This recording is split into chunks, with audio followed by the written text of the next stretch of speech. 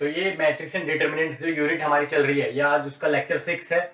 इससे पहले हमने वीडियोस में कुछ ऑपरेशंस के बारे में बात करी थी। Matrix last to last video में हमने मैट्रिक्स मल्टीप्लिकेशन सीखा था। लास्ट वीडियो में हमने कुछ इंपॉर्टेंट एनसीईआरटी के क्वेश्चंस प्लस एनसीईआरटी के एग्जाम्पलर के क्वेश्चन जो ऑब्जेक्टिव क्वेश्चंस थे न्यू पैटर्न के अकॉर्डिंग हमने सॉल्व किए थे। आज की इस वीडियो में हम लोग ये 3 टॉपिक कवर करने वाले हैं। कौन कौन से? सबसे पहले properties of matrix multiplication, then transpose of a matrix, then properties of transpose. ज्यादा हार्ड चीज नहीं है, इजी चीज है, अच्छे से समझाऊंगा एंड आप लोग भी अपने नोट्स बनाते रहना। तो स्टार्ट करते हैं प्रॉपर्टीज ऑफ मैट्रिक्स मल्टीप्लिकेशन से। सबसे पहली प्रॉपर्टी जो हमने एडिशन एंड सब्ट्रैक्शन में डिस्कस करी थी वो थी, सबसे पहली थी कॉम्यूटेटिव प्रॉपर्टी। एडिशन हमारा कॉम्यूटेटिव लॉ फॉलो करता है, सब्ट्रैक्शन फॉलो नहीं करता। सिमिलरली जो मल्टीप्लिकेशन है वो भी फॉलो नहीं करता। क्यों? क्योंकि लेट से कोई मैट्रिक्स है ए एंड कोई दूसरी मैट्रिक्स है बी, ये दोनों मल्टीप्लाई हो रही हैं, बट इसकी कोई गारंटी नहीं है कि ये दोनों इक्वल ही होंगी बी ए के। कॉम्यूटेटिव लॉ कहते हैं, कॉम्यूटेटिव लॉ तब फॉलो होता है जब सपोज ए इंटू बी है एंड वो इक्वल हो जाता है बी इंटू ए के, तब कॉम्यूटेटिव लॉ फॉलो होता। बट मैट्रिक्स के केस में ऐसा नहीं है। अगर रियल नंबर की बात करें तो 5 into 3 is equals to 3 into 5। Real number के केस में ऐसा होता है, रियल नंबर के केस में कॉम्यूटेटिव लॉ फॉलो होता है, बट मैट्रिक्स में ऐसा नहीं है। क्यों? क्योंकि सबसे पहले तो यहाँ पे कंडीशन देखनी पड़ती है कि इन दोनों का ऑर्डर ऐसा है कि ये मल्टीप्लाई हो सकते हैं या नहीं। अब अगर मल्टीप्लाई हो भी रहे हैं तो जो आंसर आने वाला है वो ये गारंटी नहीं देता कि A B is equals to B A. बस कुछ स्पेशल केसेस होंगे जिसमें A B and B A आपस में इक्वल होंगे। अभी कुछ देर में उन स्पेशल केसेस की बात करेंगे। तो इन शॉर्ट मैट्रिक्स मल्टीप्लिकेशन जो है वो कॉम्यूटेटिव लॉ फॉलो नहीं करता है। नेक्स्ट जो प्रॉपर्टी है वो है एसोसिएटिविटी। एसोसिएटिविटी क्या कहती है कि एसोसिएटिविटी कहती है कि अगर ए इंटू बी इंटू सी है, उसको लिख के समझा, एसोसिएटिव लॉ। तो देखो मैट्रिक्स मल्टीप्लिकेशन में एसोसिएटिव लॉ ऐसे होता है, ए पहले हम बी इंटू सी करेंगे एंड जो रिजल्ट आएगा उसको ए से मल्टीप्लाई करेंगे, एंड इस साइड में क्या होगा, पहले हम ए इंटू बी करेंगे, इसको सी से मल्टीप्लाई करेंगे। मैट्रिक्स मल्टीप्लिकेशन में ये लॉ फॉलो होता है, बट एक कंडीशन है। उसकी कंडीशन ये है कि बी एंड सी का जो मैट्रिक्स मल्टीप्लिकेशन है वो फिजिबल होना चाहिए, मतलब कि पॉसिबल होना चाहिए वो।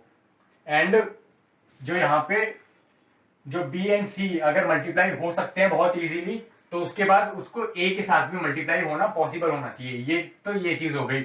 उसके बाद ए एंड बी का जो मैट्रिक्स मल्टीप्लिकेशन है वो भी फिजिबल होना चाहिए। उसके बाद जो इसका रिजल्ट आएगा वो सी के साथ फिजिबल होना चाहिए। अगर सारी कंडीशंस फुलफिल हो रही हैं, मतलब ये दोनों आपस में फिजिबल है ये मल्टीप्लिकेशन, एंड ये मल्टीप्लिकेशन का जो रिजल्ट आएगा वो ए के साथ फिजिबल है उसका मल्टीप्लिकेशन। सिमिलरली राइट साइड में इसका अगर मल्टीप्लिकेशन फिजिबल है एंड जो रिजल्ट आएगा उसका मल्टीप्लिकेशन सी के साथ फिजिबल है, तो वो एसोसिएटिव लॉ फॉलो करेगा।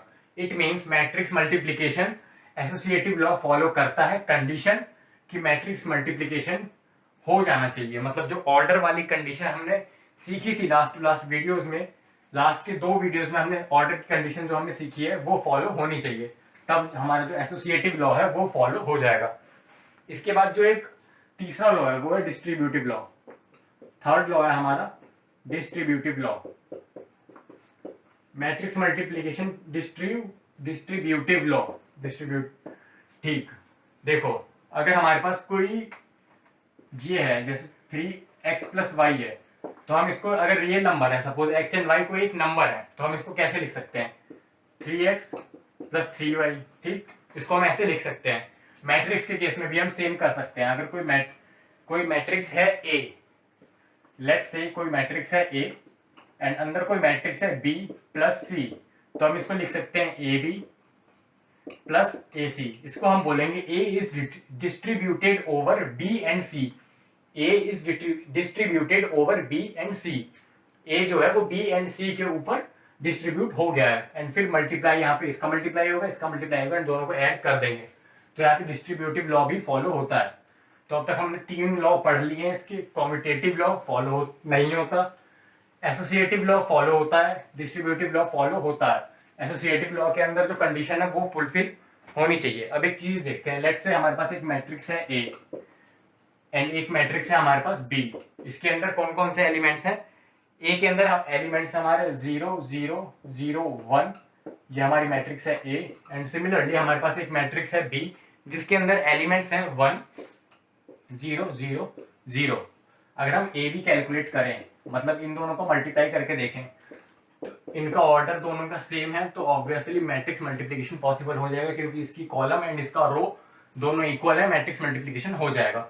मल्टीप्लाई करके देखते हैं, 0 × 1 0 प्लस 0 × 0 0, ये आपका फर्स्ट एलिमेंट। फिर 0 × 0 0, 0 × 0 प्लस 0, तो ये भी 0। Now 0 × 1 0 and 1 × 0 plus 0, and 0 × 0 0 plus 1 × 0 is also 0। In short आपका जो आंसर आया वो आया 0 0 0 एंड 0। ये चीज आप ध्यान से देखो। अगर यहीं पे अगर रियल नंबर्स होते, रियल नंबर्स में क्या होता है कि अगर x multiply y is equals to 0 है, तो हम क्या कंक्लूड करते हैं इससे कि या तो x 0 होगा या फिर y 0 होगा या फिर दोनों 0 होंगे, तब ये रिजल्ट आया है। बट मैट्रिक्स मल्टीप्लिकेशन के केस में ऐसा नहीं है। अगर a और b दोनों का प्रोडक्ट 0 आ रहा है, a और b दोनों का प्रोडक्ट 0 मैट्रिक्स आ रहा है, तो ये नेसेसरी नहीं है कि a 0 हो या फिर b 0 हो भी सकते हैं, नहीं भी हो सकते। तो ये हमें चीज ध्यान में रखनी है कि अगर रिजल्ट नल मैट्रिक्स आ रहा है तो ये जरूरी नहीं कि हमारा A and B null matrix हो। जैसे कि हमने इस एग्जांपल में देखा, ए हमारा नल मैट्रिक्स नहीं है क्योंकि इसमें एक नॉन जीरो वैल्यू है, बी भी हमारा नल मैट्रिक्स नहीं है क्योंकि इसमें एक नॉन जीरो वैल्यू है। बट इनका जब प्रोडक्ट करेंगे तो हमारे पास एक नल मैट्रिक्स आ रही है। तो ये 4 प्रॉपर्टीज अब तक हमने देखी कि सबसे पहले commutative law, then associative, then distributive, and जो फोर्थ वाली है वो ये कि अगर ए एंड बी का प्रोडक्ट 0 आ रहा है, मैट्रिक्स मल्टीप्लिकेशन में नल मैट्रिक्स आ रही है, तो ये जरूरी नहीं कि हमारी जो matrix A and matrix B है वो दोनों नल मैट्रिक्स हों। एट द एंड अब एक लास्ट है, ये है ये वाली, a into I N equals to I N into A is equals to A. ये एक लॉ है, मतलब रूल है बेसिक। ए यहाँ पे कोई भी मैट्रिक्स है, आई यहाँ पे आइडेंटिटी मैट्रिक्स है ऑफ ऑर्डर n। तो अगर इन दोनों को मल्टीप्लाई करें या एंड या फिर इन दोनों को रिवर्स करके मल्टीप्लाई करें, आई पहले लिखें एंड ए बाद में लिखें, तो ये दोनों आपस में इक्वल होंगे एंड जो रिजल्ट आएगा वो ए के इक्वल ही आएगा। ये इसको आप इस तरह समझ सकते हो, जैसे 3 × 1 इक्वल्स टू 1 × 3 इक्वल्स टू 3। आप 3 × 1 करो या फिर 1 × 3 करो, आंसर आपका 3 ही आएगा। इस चीज को आप समझ सकते हो। यहाँ पे जो n है वो ऑर्डर हम a के अकॉर्डिंग चूज करेंगे कि a का ऑर्डर क्या है, उसके अकॉर्डिंग हम यहाँ पे n चूज करेंगे कि आइडेंटिटी मैट्रिक्स कौन से ऑर्डर की हम लेंगे। कम्यूटेटिव लॉ में मैंने बोला था कि कुछ स्पेशल केसेस में ये लॉ फॉलो होता है, A B equals to B A. कब? जब a या फिर b में से कोई एक आइडेंटिटी मैट्रिक्स हो, आइदर a और b इज आइडेंटिटी मैट्रिक्स। अगर ये चीज है तब ये ट्रू है, नहीं तो ये फॉल्स है। ये चीज हमेशा फॉलो नहीं होगी, स्पेशल केस में फॉलो होगी। स्पेशल केस कौन कौन से हैं? या तो कोई एक दोनों में से जीरो मैट्रिक्स हो, चाहे नल मैट्रिक्स हो, या फिर दोनों में से कोई एक आइडेंटिटी मैट्रिक्स हो, तब ये चीज फॉलो होगी, अदरवाइज ये चीज फॉलो नहीं होगी। नाउ अब हम बढ़ते हैं ट्रांसपोज की तरफ। मैट्रिक्स मल्टीप्लिकेशन में हमने लास्ट में 2 वीडियोस में हमने खूब सारे क्वेश्चंस प्रैक्टिस करे हैं एनसीईआरटी एग्जाम्पलर के। हमने प्रॉपर्टीज भी डिस्कस कर ली, बेसिक प्रॉपर्टीज। अब आते हैं हम लोग transpose of a matrix. Transpose of a matrix, सबसे पहले तो ट्रांसपोज होता क्या है। लेट्स से आपकी कोई एक मैट्रिक्स है A जो कि दी हुई है 2 3 4 एंड 4 3 5 एंड 9। ये एक मैट्रिक्स है A। अब अगर हमें ट्रांसपोज फाइंड करना है, ट्रांसपोज हम निकालेंगे, रो को कॉलम में इंटरचेंज कर देंगे एंड कॉलम को रो में इंटरचेंज कर देंगे, रो को कॉलम में, कॉलम को रो में। तो हम इसका ट्रांसपोज कैसे निकालेंगे? ट्रांसपोज निकलेगा, रो को हमने कॉलम में चेंज कर दिया, तो ये जो फर्स्ट रो थी ये फर्स्ट कॉलम बन जाएगा। इसको आप इस तरह से समझ सकते हो कि आपने इस एलिमेंट को पकड़ा एंड यहाँ से इसको ऐसे घुमा दिया, जैसे कि आपने यहाँ पे मार्कर पकड़ा एंड ये ऐसे रो में था, आपने इसे पकड़ के ऐसे घुमा दिया, तो इसको ऐसे घुमा दोगे तो ये 2 3 एंड 4। सिमिलरली अब यहाँ पे आप डायगोनल में चलना है, यहाँ पे 2 के बाद यहाँ पे 5 आ रहा है, 5 पे आपने पकड़ा एंड इसको आपने पकड़ के ऐसे घुमा दिया, तो ये आपका बन गया 3, 5 एंड 9। ये आपका बन गया ट्रांसपोज ऑफ ए, मतलब कि आपने रो को कॉलम में चेंज कर दिया एंड कॉलम को रो में चेंज कर दिया। ये रहा कॉलम एंड इसको आपने रो में चेंज कर दिया। इसकी डेफिनेशन एनसीईआरटी में दे रखी है, वहां से आप डेफिनेशन नोट डाउन कर सकते हो। बेसिक मतलब मैं यहाँ पे समझा देता हूँ कि जो आपकी रो है उसको आपको कॉलम में चेंज करना है एंड जो कॉलम है उसको आपको रो में चेंज करना है। इसको रिप्रेजेंट करते हैं, अगर कोई मैट्रिक्स है ए तो उसका ट्रांसपोज को हम रिप्रेजेंट करते हैं ए डैश से, या फिर ए के ऊपर टी लगाते हैं। तो मतलब ये बेसिकली ए का ट्रांसपोज या फिर ए डैश, रो को कॉलम में, कॉलम को रो में इंटरचेंज कर दिया। तो ये होता है आपका मैट्रिक्स का ट्रांसपोज निकालना। इसकी डेफिनेशन बता देता हूं मैं। लेट ए इक्वल्स टू ए आई जे, ये कोई मैट्रिक्स है, इसका ऑर्डर है m बाय n। इसमें ये एक मैट्रिक्स है A जिसका ऑर्डर है m by n। Then transpose of A हम कैसे रिप्रेजेंट करते हैं, ए और ऊपर उसमें सुपर स्क्रिप्ट में लिखते हैं हम T, A T is A J I क्यों लिखा हमने, जे आई इसलिए लिखा क्योंकि हमने रो को कॉलम में चेंज कर दिया, कॉलम को रो में चेंज कर दिया। जो एलिमेंट A12 पे था वो एलिमेंट हमारा A21 पे चला जाएगा, जो एलिमेंट हमारा A31 पे था वो एलिमेंट हमारा चला जाएगा A13 पे। तो हमने रो को कॉलम, कॉलम को रो में चेंज कर दिया। सिमिलरली ऑर्डर भी हमारा चेंज हो जाएगा, जैसे कि ए मैट्रिक्स जो हमने यहाँ पे लिखी थी उसका ऑर्डर था हमारा 2/3, बट यहाँ पे ऑर्डर चेंज हो गया आपका 3/2। तो यहाँ पे जो ए ट्रांसपोज है उसका ऑर्डर हो जाएगा, अगर इसका m बाय n है तो इसका हो जाएगा n बाय m। तो इसका ऑर्डर ऐसे आप चेंज कर सकते हो। अब इसके बाद आप कुछ प्रॉपर्टीज हैं ट्रांसपोज की बहुत कम प्रॉपर्टीज हैं, 3 या 4 प्रॉपर्टीज हैं, बहुत इजी प्रॉपर्टीज हैं। इसके बाद 2 टाइप की मैट्रिक्स आएंगे आपके पास, सिमेट्रिक एंड स्क्यू सिमेट्रिक। वो देखते हैं कि आज हम कवर कर पाते हैं आज की वीडियो में या फिर नहीं कवर कर पाते। Properties of transpose. सबसे पहले तो अगर आपके पास कोई मैट्रिक्स है ए एंड उसका आपने ट्रांसपोज कर रखा है एंड उसका फिर से ट्रांसपोज करोगे तो आपको वो मैट्रिक्स मिल जाएगी जहां से आपने स्टार्ट किया था। आपके पास कोई मैट्रिक्स है ए, उसका आपने ट्रांसपोज कर लिया एक बार, उसका फिर से ट्रांसपोज करोगे तो आपको दोबारा ए मिल जाएगा। ये आपकी प्रॉपर्टी नंबर 1। क्या प्रॉपर्टी है, कोई मैट्रिक्स उसका ट्रांसपोज आपने कर लिया, उसका आप अगर दोबारा ट्रांसपोज करोगे तो वो आपको ए दोबारा से मिल जाएगा। मतलब पहले रो को कॉलम में चेंज करा, कॉलम को रो में चेंज करा, दोबारा ट्रांसपोज करने का मतलब आपने रो को फिर से कॉलम में चेंज कर दिया, कॉलम को फिर से, मतलब कि जो पहले रो थी वो एक बार पहले कॉलम बनी एंड जब दोबारा ट्रांसपोज हुआ वो कॉलम फिर से रो बन गई। मतलब वहीं पे हम वापस से दोबारा से घूम के आ गए।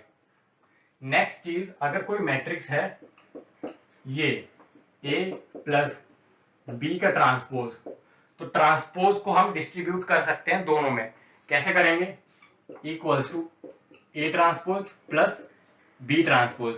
कंडीशन ये है कि दोनों, ये इन दोनों के एडिशन एंड इन दोनों के एडिशन पॉसिबल होना चाहिए, मतलब कि ऑर्डर सेम होना चाहिए ए एंड बी का। Order of A should be equals to order of B. इसको आप लिख सकते हो। क्या है प्रॉपर्टी, अगर कोई 2 मैट्रिक्स है उनका सम करके हम ट्रांसपोज लें तो उसको हम दूसरे तरीके से भी कर सकते हैं। कैसे, पहले हम इंडिविजुअल मैट्रिक्स का ट्रांसपोज कर लें, बाद में हम उसका सम कर दें। कंडीशन क्या है, कंडीशन ये है कि दोनों मैट्रिक्स का जो ऑर्डर है वो आपका सेम होना चाहिए। नाउ नेक्स्ट जो प्रॉपर्टी है वो ये है, अगर जैसे स्केलर मैट्रिक्स हमने सीखा, स्केलर मल्टीप्लिकेशन हमने सीखा था, जिसमें कि हमारे पास एक कांस्टेंट था k, जिसको हम अपने अकॉर्डिंग मैट्रिक्स के अंदर ले जा सकते हैं, फिर मैट्रिक्स में से कॉमन निकाल सकते हैं। सिमिलरली ट्रांसपोज में भी ऐसा है, अगर ये है, ऐसा कुछ है आपके पास, कोई एक मैट्रिक्स है जिसमें हमने k मल्टीप्लाई करा है, k कोई कांस्टेंट है, k रियल हो सकता है, कॉम्प्लेक्स हो सकता है, एंड उसका हमने ट्रांसपोज किया, तो हम इसको ऐसे भी कर सकते हैं। पहले हम ट्रांसपोज कर लें एंड उसके बाद अगर k मल्टीप्लाई करें तो हमारे ये दोनों चीज इक्वल होंगी। ये हमारी 3 इंपॉर्टेंट प्रॉपर्टीज हैं। एक लास्ट प्रॉपर्टी है एंड वो बहुत ज़्यादा इंपॉर्टेंट है। अगर आपके पास कोई मैट्रिक्स है ए डॉट बी, अगर आपके पास कोई मैट्रिक्स है ए एंड दूसरी कोई मैट्रिक्स है बी एंड दोनों को हमको मल्टीप्लाई करना है एंड उसका ट्रांसपोज लेना है एंड ये इक्वल होगा, किसके इक्वल होगा, ये A transpose and multiply B transpose के इक्वल नहीं होगा। हमें इसको रिवर्स करना पड़ेगा, ये होगा B transpose multiplied by A transpose. क्यों? क्योंकि आपकी रोज और कॉलम दोनों आपस में इंटरचेंज हो चुके हैं, इसलिए आपको इन दोनों को भी इंटरचेंज करना पड़ेगा, तब जाके आपका इक्वल रिजल्ट आएगा। इसके पीछे भी एक कंडीशन है। क्यों? क्योंकि मैट्रिक्स मल्टीप्लिकेशन में ऑर्डर बहुत बड़ा रोल प्ले करता है, तो इसके लिए आपका order of A and B, आपका जो मैट्रिक्स मल्टीप्लिकेशन है वो पॉसिबल होना चाहिए, मैट्रिक्स मल्टीप्लिकेशन पॉसिबल होना चाहिए इसके लिए, पर्टिकुलरली इस वाले के लिए। एंड इस वाले के लिए ऑर्डर सेम होना चाहिए। ट्रांसपोज का ट्रांसपोज आपको दोबारा से वही मैट्रिक्स मिल जाएगी। अगर आप किसी कांस्टेंट से मल्टीप्लाई कर रहे हो तो आप उस कांस्टेंट को बाहर निकाल सकते हो एंड पहले ट्रांसपोज कर लो, उसके बाद आप मल्टीप्लाई करोगे तब भी आपको सेम आंसर मिलेगा। इसके अलावा आपके कुछ प्रॉपर्टीज नहीं, इसके अलावा आपके पास 2 टाइप की मैट्रिक्स हैं, symmetric matrix and anti symmetric matrix, and इसको हम अगली आने वाली वीडियोस में कवर करेंगे। Symmetric matrix and anti skew symmetric matrix, इन दोनों को हम कवर करेंगे एंड इसके ऊपर कुछ क्वेश्चंस कवर करेंगे। उसके बाद हमारा जो इनवर्स बचा हुआ है कि मैट्रिक्स का इनवर्स कैसे निकालते हैं, वो हम कवर करेंगे आने वाली वीडियोस में 3-4 लेक्चर में। ये जो मैट्रिक्स हमारा जो चैप्टर है एनसीईआरटी के अकॉर्डिंग चैप्टर नंबर 3, वो हमारा कंप्लीट हो जाएगा, अच्छे से कंप्लीट हो जाएगा बोर्ड के अकॉर्डिंग, आपके क्लास 12 के अकॉर्डिंग। एंड हमने इसमें काफ़ी अच्छे क्वेश्चंस पीछे भी करे हैं इससे लास्ट लेक्चर में, एंड आगे आने वाले कुछ लेक्चर में भी हम कवर करने वाले हैं।